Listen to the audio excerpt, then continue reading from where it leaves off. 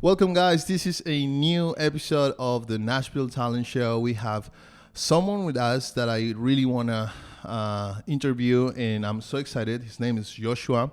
He's here to tell his story, and definitely we want to hear him today. So, welcome to the show. Well, Joshua. thank you very much for having me. Of It's course, a pleasure. of course.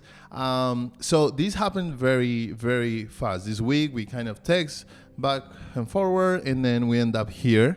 And that's how it works because Nashville is full of talent, and sometimes you can find these gems. And Joshua, I've seen some videos on your social media. It looks so good. You have a great potential. I've seen what you're doing, and tell us who you are. Who is Joshua?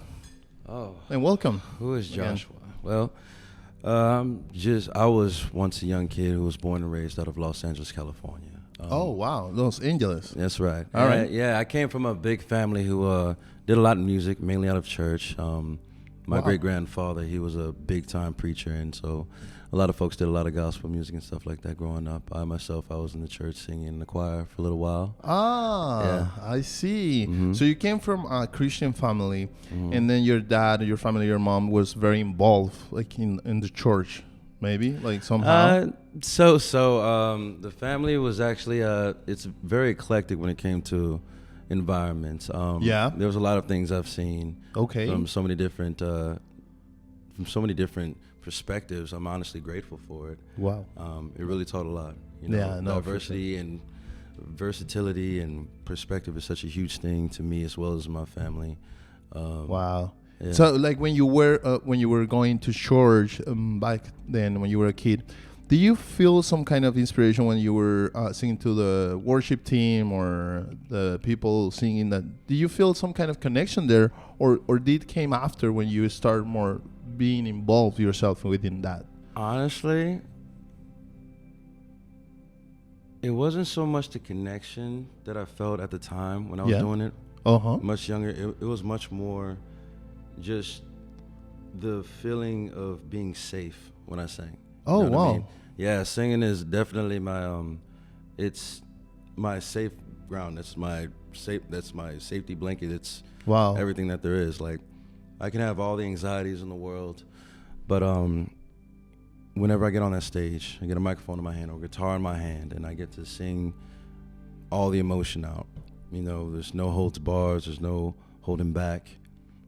I just get after it, and I don't have to worry about anything. Wow. Wow, that's very interesting because I feel like, music for many artists, but in your case, hearing what you said, is a moment of freedom, right? It's Right. 3, 4, 5 minutes of freedom where Right. you can really be yourself, express to the world, Mm-hmm. and why not make others feel free when they listen to you sometimes, right? Yeah. It honestly, it's really funny. It didn't quite hit me until I got to Nashville. I got to Nashville after I got the military service Wow. when I was 26. So you were also in the army. I was in the Marine Corps. Oh, wow. Okay. Look at that. This is very Yeah. interesting. All right. Yes, sir. So you came to Nashville, Mm-hmm. and then you say you feel. The first time I really truly felt a connection was, there have been aspects before where I sang for somebody and it made them feel good, but the first real time, it was my second or third time going over to Wannabes, which is a karaoke bar that's connected to Jason Aldean's. Oh, And I sang My Girl by the Temptations. And I'm kind of used to, folks saying, oh, you sound real great, you do all this stuff. It was a normal thing, Yeah. humbly speaking. yeah. But there was one particular woman, it was an elder woman, and, she wasn't necessarily crying, but you can see her eyes kind of well up. You Yep. can see the tears kind of forming. And she told me that she had lost her father in recent years, and he used to sing that specific song to her when she was a little girl. And so it prompted Oh. old childhood memories when she heard me sing it. And so that was like the first time I was like, oh, that's what that's like. That's what this is about. Exactly. That So it wasn't until I was 26. where it 26. Yeah. Interesting. There was a lot of things, like my attention and awareness wasn't all that great You know what I mean? I didn't quite pay attention to a lot of things. Yeah. When I got to the military, it taught me a lot about connection, and it taught me a lot about, situational awareness and community and, being a team player and all this type of stuff. So it woke me up to a whole lot more, to a whole new level. I mean, naturally, I grew up playing sports and things of that nature, so the team player stuff, but I was so focused on giving it the best that I had. Well, and what kind of sport you used to play? Oh, I grew up playing baseball. Baseball? Nice. Basketball, track, and football. Oh, mainly, yeah. It's very rare that a person into music is also into sports. Usually it's one or the other, but so that was more like in your youth years before you're 26 or before this moment of music hits into your life, or you were having a process of trying to touch both worlds of sports and music at the same time? Well, growing up in Los Angeles was a wild time for me. It was just for teenagers in general, it's a wild time, going through middle school and high school. It's a very confusing time, but growing up in Los Angeles, it's a whole different story. There's a lot of things, attending funerals of friends and, Wow. the frustrations at home and, just so many different things. So honestly, I actually went to sports as an outlet to get the aggression out, to get whatever I can get out. Because honestly, I was not good at communicating. Excuse me, I was not good at communicating at that time. When I got to the military, they really taught me how to effectively communicate. Yeah. Granted, I learned so much more, during and after the military, but wow. It was the military that really did a huge bulk on really being present and really being there to communicate effectively. So, but before that, I really depended on music, or, it's like I didn't really talk much, short-tempered at the time. So you could say that when you were to the Army, that's where you found somehow some kind of perspective, some kind of a baseline to see the world in a different way or in a more conscious way? Actually, yeah, because the thing that's so funny about being in the military, it's such a huge melting pot, because you're serving with a specific group of individuals, and you serve together for anywhere from 2 to 4 years together. Like the same group of guys around you. Exactly. Okay. So you spend a lot of time when it comes to knowing each other, knowing each other's backstories, knowing everybody's ticks. Yeah. Just being there for each other is just such a huge sense of camaraderie and family. Yeah. Whenever there was good times, we all celebrated together. Whenever somebody had a bad breakup or a divorce or a loss in the family, which I know I experienced myself when I was 23, my dad had passed, which was very hard for me, and it was a huge load to carry for many years. We always had each other's backs. Wow. So that togetherness really provided a whole lot of lessons in knowing exactly how to move forward in the hard times, and knowing how to be there for somebody when they're going through it, and also, that was a big thing too, growing up being so independent and getting after it by yourself, I learned to trust others to be able to come in and be there for me when I needed somebody. Wow. Well. So you were not like that. You were not like an open person before that. You didn't trust like someone else. Not really. I was actually, there was times where I could be the life of the party, but I didn't know what I was doing. I was much more of a quiet type that had talents. That was pretty much me growing up. Yeah. I see. I feel like the time you spend with these guys in the Army, it creates such a strong bond, right? And that also changes your perspective of about how you care for others or how others cares for you. And then I feel like a lot of people that came out of the Army, they just have a strong sense of loyalty, whether it's their own family or their own friends, and that's something that the Army teach you, or whether it's hard or good times that you spend together will teach you that, and it kind of puts you in a better version of yourself when you are out of there. How the experience in the Army is affecting, whether good or professionally or personally, or will keep affecting your life as a musician how do you think, or what things do you bring from there and you will use this? Is this in your everyday process work with people? Is it in your commitment with your own career? Or is it in the message that you want to put out there? Well, from my service to the country and serving alongside a lot of great individuals who've taught me a lot, whom I've been able to teach at times myself, those experiences and how they, fulfilled to this point, it provided a lot of training of, dealing with reality, dealing with matter of fact. When we were in the military and you're provided a task, it's the only option is to accomplish the mission, no matter what. Yes. And even when it gets hard, we got to find a way to overcome whatever obstacle that comes up. Yes. And so with that dedication, that was there, so it's always about being resilient and to persevere over everything. But also at the same time, being humble enough to go, even if you're in a leadership role, be humble enough to say, I don't have all the answers. Does somebody here have an answer? And let's go with that. Right. And so with that and how that converts to today, where it's like, I can be a talented artist. I'm not going to know everything around here. Yeah. There's always a new way of forming, because with art, it's infinite. There's really no true boundaries to it. Yeah. You know what I mean? It's true. You have to fully express yourself. Exactly. Fully put yourself out there. Mm-hmm. So when you have more perspective, it really allows you to expand your horizons. Like, for instance, growing up, I grew up to R&B, soul, hip-hop, gospel, and then eventually I started turning towards blues at a young age. Nice. And then eventually I started turning to rock. And then when I was stationed in the South, in North and South Carolina, I started to pay attention more to country. There you go. Right? So I was actually about 23, 24.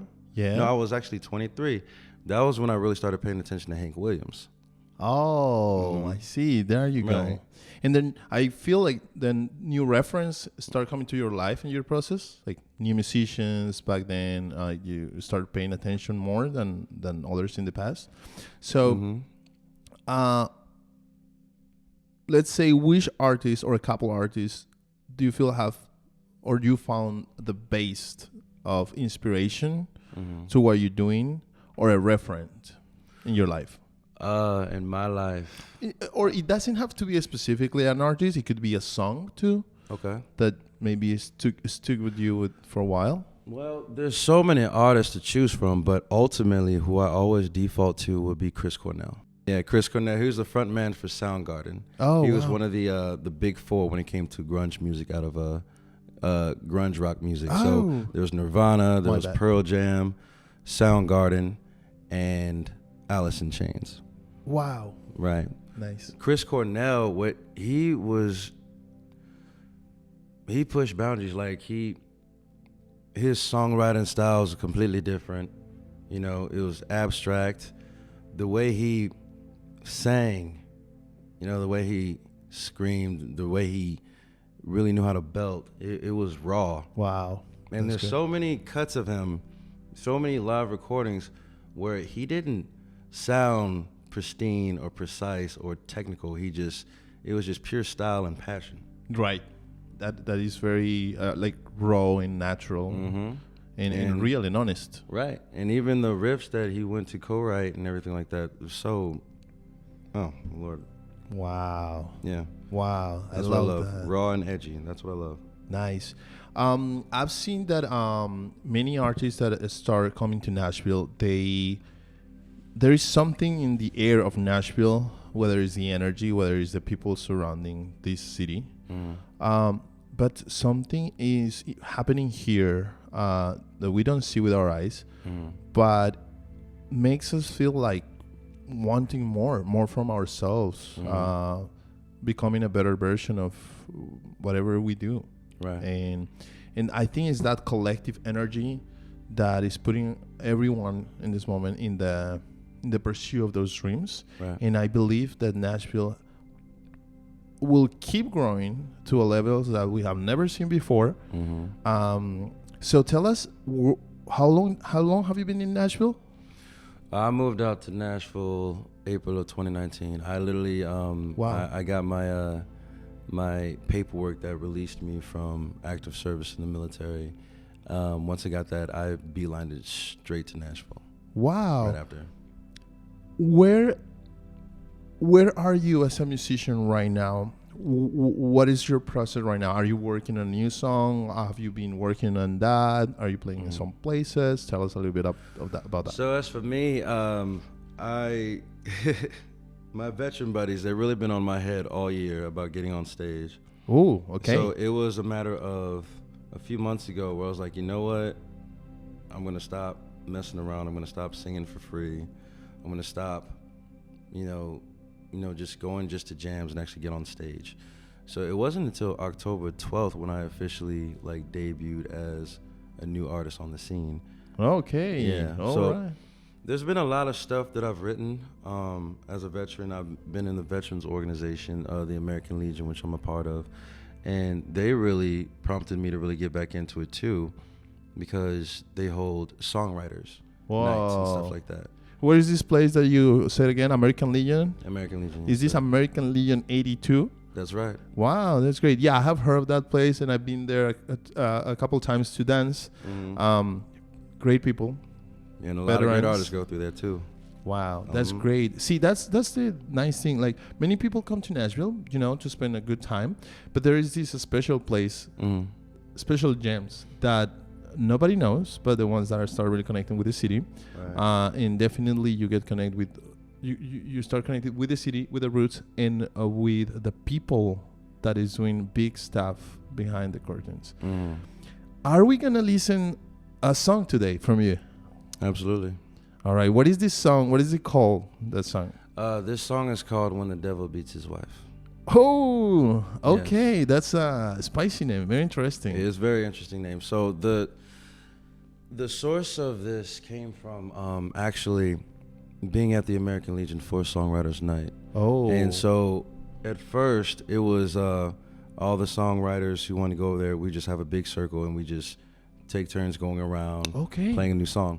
But eventually it had turned into having prompts so we can actually refurbish and optimize our skills as songwriters. There you go. So for this particular night, the prompt was making a song out of an idiom. And so pretty much an idiom is just like, it's not my first rodeo.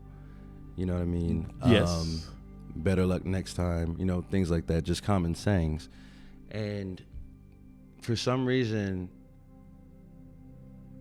the devil beats his wife, which was really funny. It wasn't until I got to North Carolina where I had a buddy named Lane Floyd, who was from Texas. I was in North Carolina because being from California is one thing. We have all our weather and all this type of stuff. Yes. But when you make it to the South, you experience completely different things. And so the first time I ever seen it rain and there's no clouds out and the sun's out, I'm like, what is that? And it was explained to me that it was like, yeah, we call that the devil beating his wife. There you go. Right. What is the song about, if you can tell us a little clue before you perform it here? Sure. So the reason why I titled it as such and was motivated by just that line, the song is about the perspective of someone who battles with mental illness, whether it be anxiety or depression or PTSD or any of those crazy things. And it gives a perspective of a person who battles what it's like and what it takes just to get up every single day. Huh. Wow. Yeah. Great. Yeah. Great. I feel like the biggest songs out there come from places like that. Not from a perfect life, perfect place of success. No. It's the real day-to-day struggles that we all experience and that we all can relate, and we can relate with you. So I'm sure we're going to relate with your song too. And we are looking forward to hear you. Yeah, thank you. Thank you for being here and be part of the show. you have a lot of story to share, and I'm sure this is not going to be the last interview with Joshua. But I want you to tell us where we can find you, where we can listen to you, whether it's social media or YouTube or Spotify, and where we can be in contact with you in terms of listening to your music. Okay. Well, you can find me on Instagram as J2Times Music. So that's JayTwotimesMusique. Perfect. Yeah, and that's pretty much my main platform. I've been doing this officially since October 12th. Everything's been moving fast. October 12th of this year? Of this year. Wow, what a good seed to plant this year, right? Yeah. Wow. Yeah. Even when I debuted, a lot of folks were like, there's no way. Nice. There's no way. Very good. So what we're going to do is we're going to link his Instagram profile on the description of the video. And so you guys can follow him, listen to him, and definitely be part of this journey. That sounds really excited. So we're ready for this song. Repeat it again. The Devil Beats Your Wife. The Devil Beats His Wife. There you go. I'll never forget that. Let's go. Thank you so much. And this is Joshua with you guys. Thank you for having me. Yes.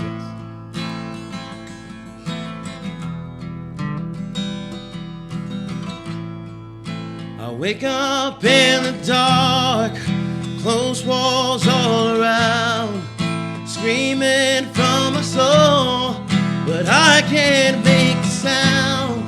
Lungs looking for the air, no breeze could be found. I wanna run for life, my body lays bound. What happened to good days? My heart's in a bad way. Some way, somehow, I'll get out of this grave. I'm 6 feet down, but I will get away. Holding on for dear life. My heart cries on sunny days, like when the devil beats his wife.